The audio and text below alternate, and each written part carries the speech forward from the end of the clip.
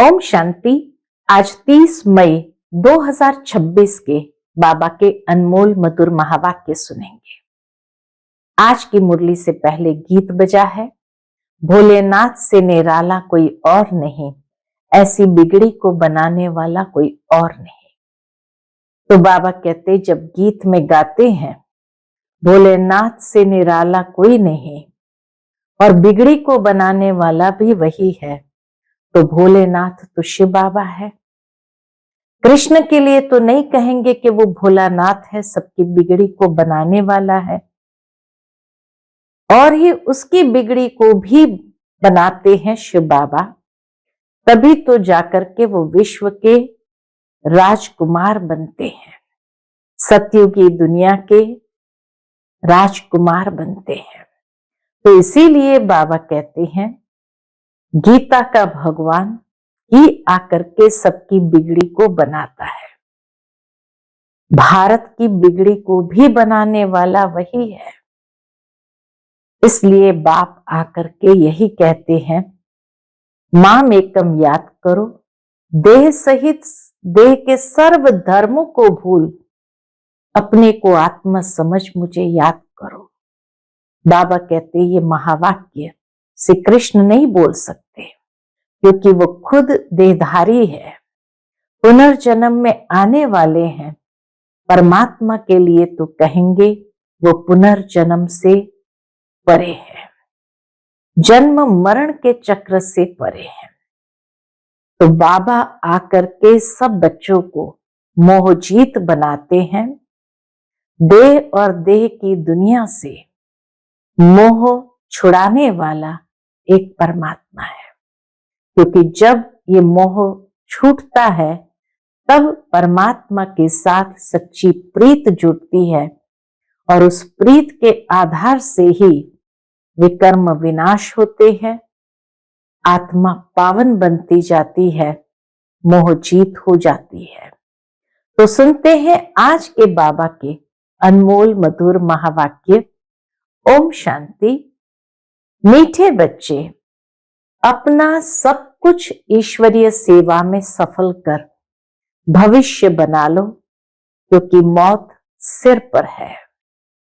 आज की मुरली से प्रश्न है, ज्ञान सुनते हुए भी बच्चों में उसकी धारणा क्यों नहीं होती है?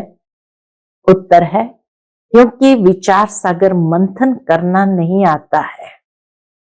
बुद्धि योग देह और देह के संबंधों में लटका हुआ है। एक तो विचार सागर मंथन करना नहीं आता, दूसरा जब बुद्धि योग देह और देह के संबंधों में होगा तो ज्ञान सुनते भी उसकी धारणा नहीं होती है। पहले जब बुद्धि से मोह निकले तब कुछ धारणा भी हो। मोह ऐसी चीज है जो एकदम बंदर बना देता है। इसलिए बाप बच्चों को पहला पहला वायदा याद दिलाते हैं, देह सहित देह के सब संबंधों को भूल और मुझे याद करो। आज की मुरली से पहले गीत बजा है, भोलेनाथ से निराला कोई और नहीं, ऐसी बिगड़ी को बनाने वाला कोई और नहीं। ओम शांति। बाप बैठ समझाते हैं, अब बच्चों को यह तो अच्छी तरह मालूम है कि बेहद के बाप को ही कहा जाता है बिगड़ी को बनाने वाला। कोई मनुष्य को नहीं कहा जाता, बेहद के बाप को ही कहा जाता है बिगड़ी को बनाने वाला। श्री कृष्ण बिगड़ी को सुधार नहीं सकते। गीता का भगवान शिव है, शिव बाबा रचयिता है और श्री कृष्ण है रचना। स्वर्ग का वर्षा देने वाला स्वर्ग का रचयिता ही हो सकता है। यही भारत की मुख्य बड़े ते बड़ी भूल है कि मनुष्य ने पहचाना नहीं रचयिता कौन, रचना कौन। श्री कृष्ण को बाबा कोई कह नहीं सकता, वर्षा बाबा से ही मिलता है और भारत को ही मिला था। भारत में ही श्री कृष्ण सहजादा राधे शहजादी गाई हुई है। महिमा ऊंच ते ऊंच एक बाप की है। श्री कृष्ण है ऊंच ते ऊंच रचना, विश्व का मालिक। उनको कहा जाता है सूर्यवंशी डीटी डिनाइस्टी। गीता आदि सनातन देवी देवता धर्म का शास्त्र है। गीता से ही अधर्म का नाश और आदि सनातन देवी देवता धर्म की स्थापना हुई। सतयुग में तो किसको ज्ञान सुनाया नहीं है, संगम पर ही बाप ने सुनाया है। चित्रों में भी पहले यह सिद्ध करना है, दोनों के चित्र देते हैं। गीता का भगवान यह रचयिता है जो पुनर्जन्म रहित है, न किसी कृष्ण रचना। तुम जानते हो शिव बाबा ही हीरे तुल्य बनाते हैं। गाया भी जाता है हीरे तुल्य कौड़ी तुल्य। बच्चों की बुद्धि में यह रहना चाहिए कि बाप का फरमान है तुम मुझे याद करो और वर्षे को याद करो। ये बाबा का फरमान है, तुम मुझे याद करो और वर्षे को याद करो। वह है बेहद का बाप। फरमान किसने किया? बेहद के बाप ने। कृष्ण तो है हद का मालिक, बल विश्व का राजा बनता है। शिव बाबा तो राजा नहीं है ना। गीता की वास्तव में बड़ी महिमा है। भारत में तो क्या, लेकिन आज विश्व में गीता की बड़ी महिमा है। साथ साथ भारत की भी महिमा है। भारत सब धर्म वालों का बड़ा तीर्थ है। सभी धर्म स्थापक भारत से होकर के गए हैं और तभी अपने धर्म की संपूर्ण रीति से स्थापना की। इसीलिए बाबा कहे भारत सब धर्म वालों का बड़ा तीर्थ है। सिर्फ कृष्ण का नाम डालने के कारण सारा महत्व उड़ गया है। इस कारण ही भारत कौड़ी तुल्य बन गया है तो ड्रामा अनुसार, परंतु सावधान करना होता है। सब कुछ है ड्रामा अनुसार, लेकिन फिर भी बाबा बच्चों को सावधान करते हैं। बाप समझाते बहुत अच्छी रीति है। दिन प्रतिदिन गुह्य बातें सुनाते रहते हैं, तो फिर पुराने चित्रों को बदलकर दूसरा बनाना पड़े, यह तो अंत तक होता ही रहेगा। बच्चों को बुद्धि में अच्छी रीति रखना चाहिए। क्या रखना चाहिए? शिव बाबा हमको वर्षा दे रहे हैं। कहते हैं माम एकम याद करो तो विकर्म विनाश होंगे।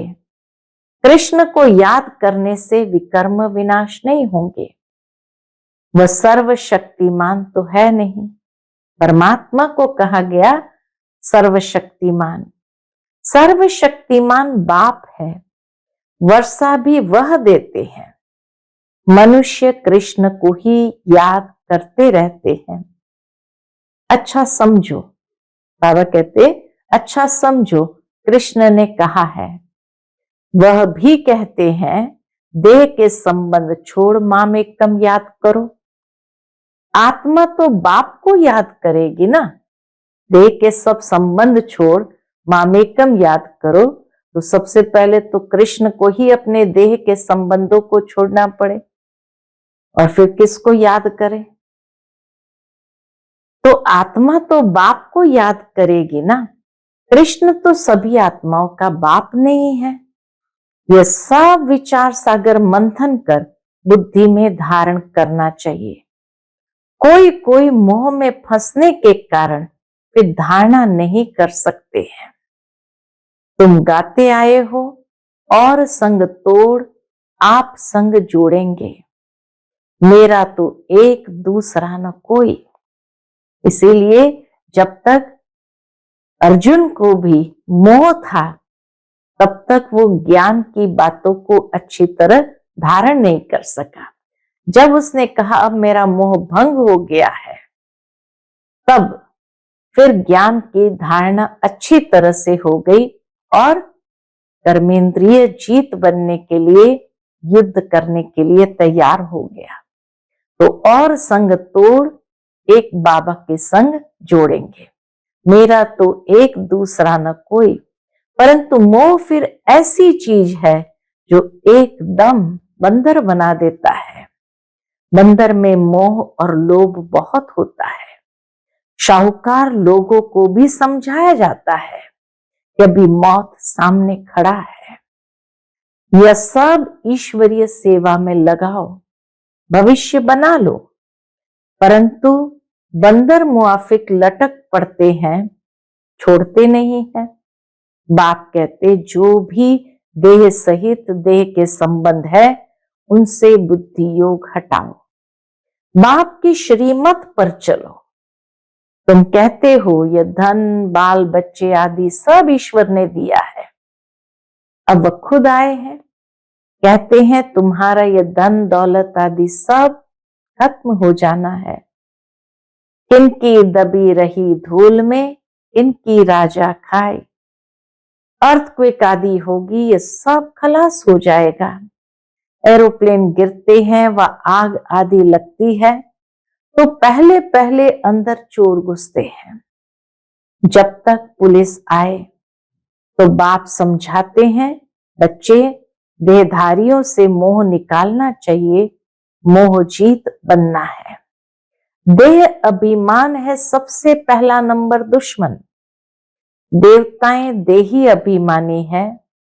देह अभिमान आने से ही विकारों में फंसते हैं। तुम आधा कल्प देह अभिमानी रहते हो, बाबा कहते तुम आधा कल्प देह अभिमानी रहते हो, अब देही अभिमानी होने की प्रैक्टिस करनी है। जो भी मनुष्य मात्र है बिल्कुल ही इन बातों को नहीं जानते हैं, न परमात्मा को जानते हैं। आत्मा क्या है, परमात्मा क्या है, आत्मा कितने जन्म लेती है, कैसे पार्ट बजाती है, हम एक्टर्स हैं, ये किसको भी पता नहीं है। इसलिए ऑर्फन निधन के कहा जाता है। वह तो कह देते आत्मा ज्योति में लीन हो जाती है, परंतु आत्मा तो अविनाशी है, ज्योति में लीन हो जाएगी तो विनाश हो जाएगा उसका अस्तित्व। आत्मा में ही 84 जन्मों का पाठ नूंधा हुआ है। कहते भी है आत्मा स्टार है, फिर भी समझते नहीं है। आत्मा सो परमात्मा कह देते हैं, बाप को बिल्कुल जानते नहीं। आत्मा के लिए भी कहते हैं भ्रुकुटी के बीच चमकता है अजब सितारा। कहते हैं भ्रुकुटी के बीच सितारा चमकता है। परमात्मा के लिए तो कुछ बताते नहीं है, उनको परम आत्मा कहा जाता है। वह भी परम धाम में रहते हैं, वह भी बिंदी है, सिर्फ पुनर्जन्म रहित है। आत्माएं पुनर्जन्म में आती है। परमात्मा के लिए कहा जाता है ज्ञान का सागर, आनंद का सागर, पवित्रता का सागर है। देवताओं को ये वर्षा किसने दिया? बाप ने। सर्वगुण संपन्न, 16 कला संपूर्ण, इन देवताओं जैसा अभी कोई है नहीं।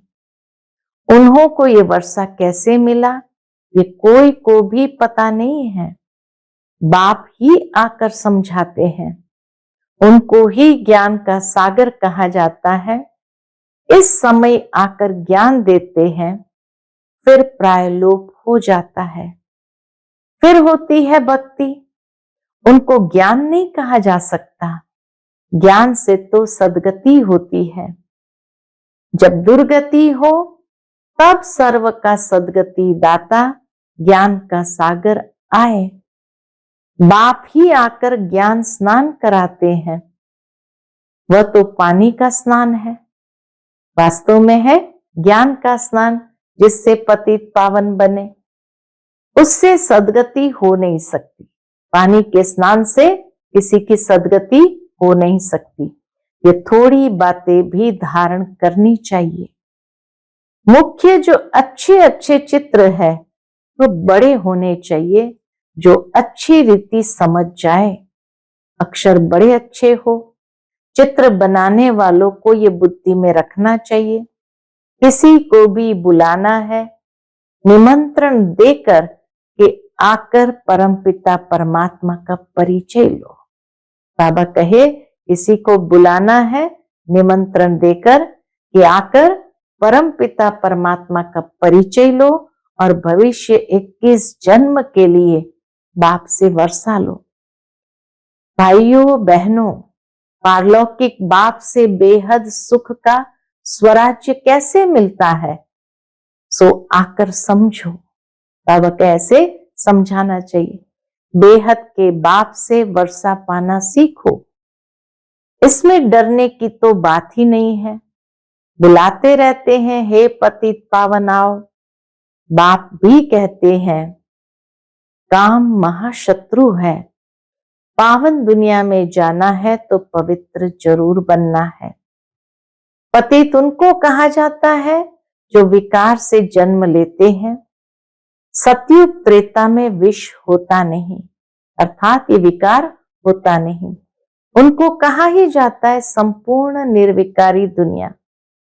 विकार है ही नहीं, फिर यह तुम क्यों पूछते हो कि बच्चे कैसे पैदा होते हैं? तुम निर्विकारी तो बनो, तो समझ में आएगा। बच्चा जैसे होना होगा वैसे होगा। तुम यह पूछते ही क्यों हो? तुम बाप को याद करो तो जन्म जन्मांतर के विकर्म विनाश हो जाए।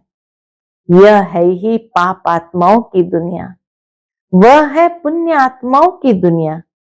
यह अच्छी रीति बुद्धि में बिठाना है। भक्ति का फल भगवान आकर देते हैं। बाप ही सर्व की सद्गति कर स्वर्ग का मालिक बनाते हैं। बाप कहते हैं अब पवित्र बनो, मामेकम याद करो। यह है महामंत्र। बाप से वर्षा जरूर मिलेगा। जितना बाबा को याद करेंगे तो वर्षा जरूर मिलेगा। बाप कहते हैं तुम मुझे याद करो तो तुम सतो प्रधान बन जाएंगे। सीढ़ी पर समझाना है, दिन प्रतिदिन हर चीज सुधरती जाती है, इसमें क्लियर कर लिखना है। बाबा कहे सीढ़ी के चित्र में भी क्लियर करके लिखना है। ब्रह्मा द्वारा आदि सनातन देवी देवता धर्म की स्थापना। जब आदि सनातन देवी देवता धर्म था तो और कोई धर्म नहीं था। जो पवित्र बनते हैं वही पवित्र दुनिया में आएंगे। जितनी ताकत तुम्हारे में भरती जाएंगी उतना पहले आएंगे। सब इकट्ठे तो नहीं आएंगे। यह भी जानते हो सतयुग त्रेता में देवी देवताएं बहुत थोड़े होते हैं, पीछे वृत्ति को पाते हैं। प्रजा में तो ढेर होंगे। समझाने वाले भी बड़े अच्छे चाहिए। बोलो बेहद के बाप से आकर वर्षा लो। जिसको पुकारते हो हे बाबा, उनका वास्तव में नाम ही शिव है। ईश्वर व प्रभु भगवान कहने से ये नहीं समझते कि वो बाप है। ईश्वर प्रभु भगवान कहने से ये नहीं समझते कि वो बाप है, उनसे वर्षा मिलना है। शिव बाबा कहने से वर्षा याद आता है। उनको कहते हैं शिव परमात्मा ही नमः। परमात्मा का नाम तो बताओ। नाम रूप से न्यारा कोई नहीं है। उनको तो शिव नाम है। उनका तो शिव नाम है। सिर्फ शिवाय नमः भी नहीं कहना है, शिव परमात्मा ही नमः। हर एक अक्षर को बहुत अच्छी रीति क्लियर कर समझाना होता है।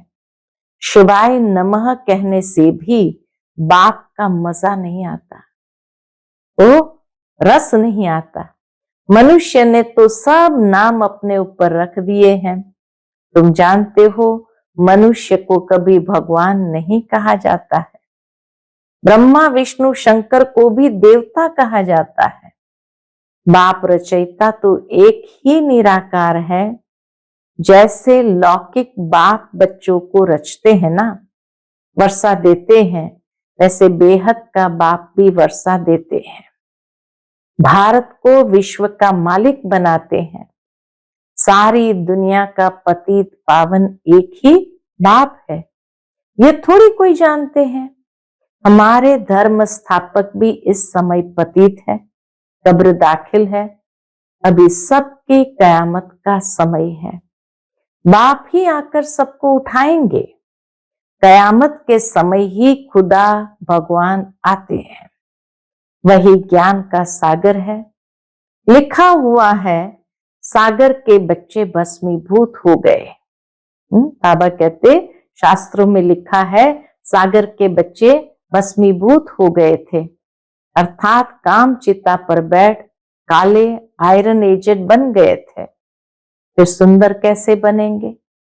काले हो गए तो फिर सुंदर कैसे बनेंगे? बाप कहते, याद की यात्रा से। योग अक्षर कहने से मनुष्य मूंझ जाते हैं। बाप कहते, मुझे याद करो तो अंत मते सुगति हो। कितना सहज समझाते हैं, फिर भी यह बातें बुद्धि में क्यों नहीं बैठती है? इतना बाबा सहज करके समझाते, फिर भी बुद्धि में क्यों नहीं बैठती है? तो बाबा देखते हैं देह अभिमान बहुत है, इसलिए धारणा नहीं होती है। बाबा बड़ी अच्छी युक्ति बताते हैं। बेहद के बाप ने जिसको याद करते हैं, उसने क्या आकर किया?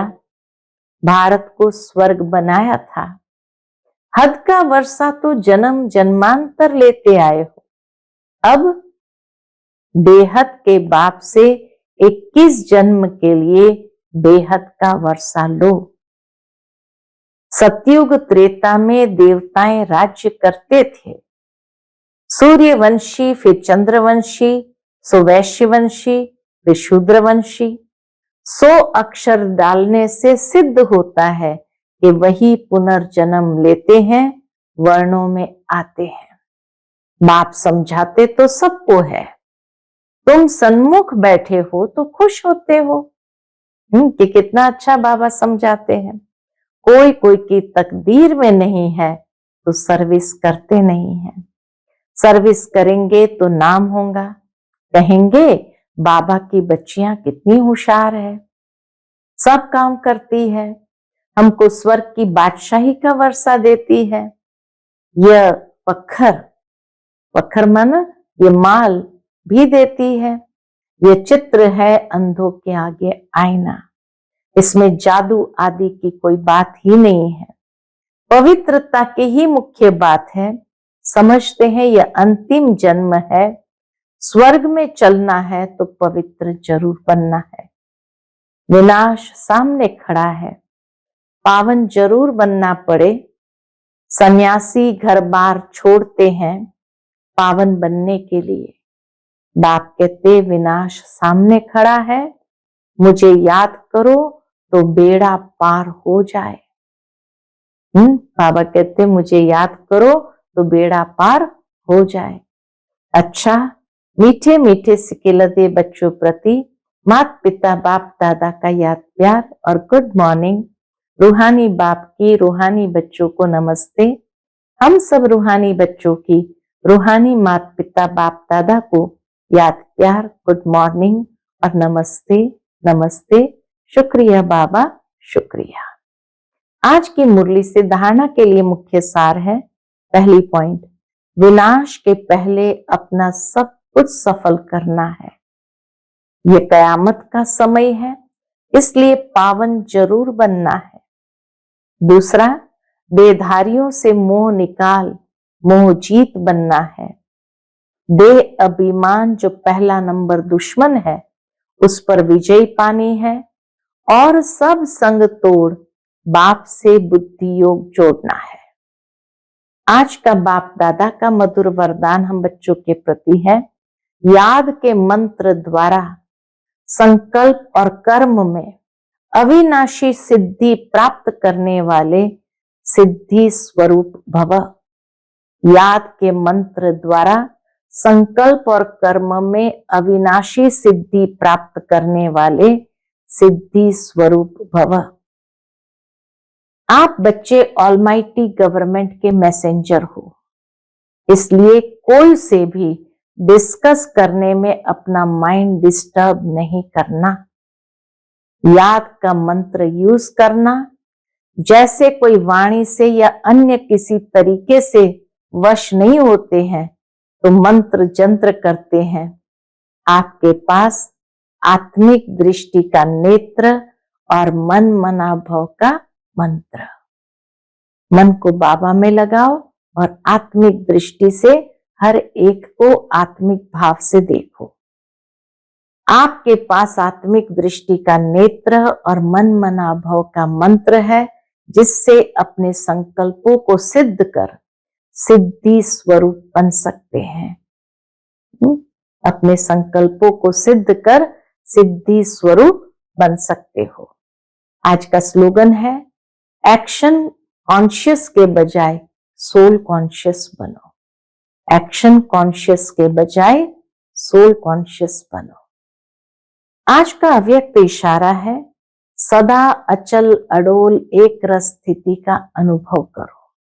उसके अंतर्गत बाप दादा कहते हैं, एक रस का अर्थ ये नहीं कि पुरुषार्थ की रफ्तार सदा एक जैसी हो।